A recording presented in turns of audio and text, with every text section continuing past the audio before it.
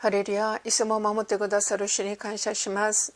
すべてを正しく判断する知恵が今最も必要な時だと感じています。あらゆるところに誘惑があり、惑わしがあるからです。それに引っかからないために知恵が必要です。人の言葉や人の判断に何も考えず従うのではなく、自分で考えて正しく分別するために知恵が必要です。この知恵がないと愚かなものになり、破滅の穴に落とされてしまいます。神戸で地下鉄に乗った時にコロナワクチン接種の広告を見ました。横並びの2枚の大きなポスターでした。見た時に誘惑と惑わしを少し感じました。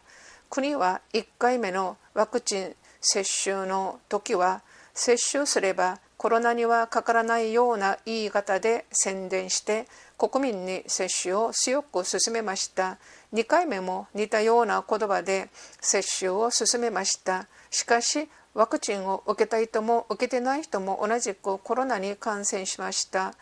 広告ポスターを見ると、あれほど進めた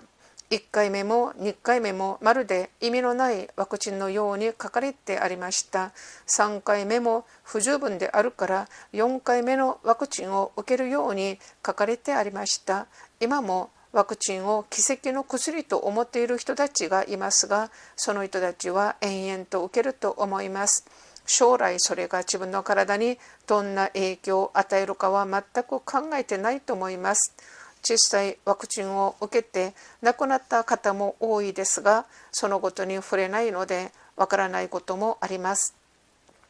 ワクチン接種をしてもみんなコロナにかかるから、今は重症化しないためにと言いながら4回目を進めていますが、また変異すると5回目を進めると思います。受けるのも受けないのも本人がよく考えて選択することですが、自分で考えず言われるまま従うことは知恵あることではないです。この世には多くの誘惑の言葉、偽りの言葉、惑わしの言葉、真実な言葉、真理の言葉が混ざってあります。ですから聞く耳を開いて真実な言葉、真理の言葉を聞かないと惑わされてしまいます。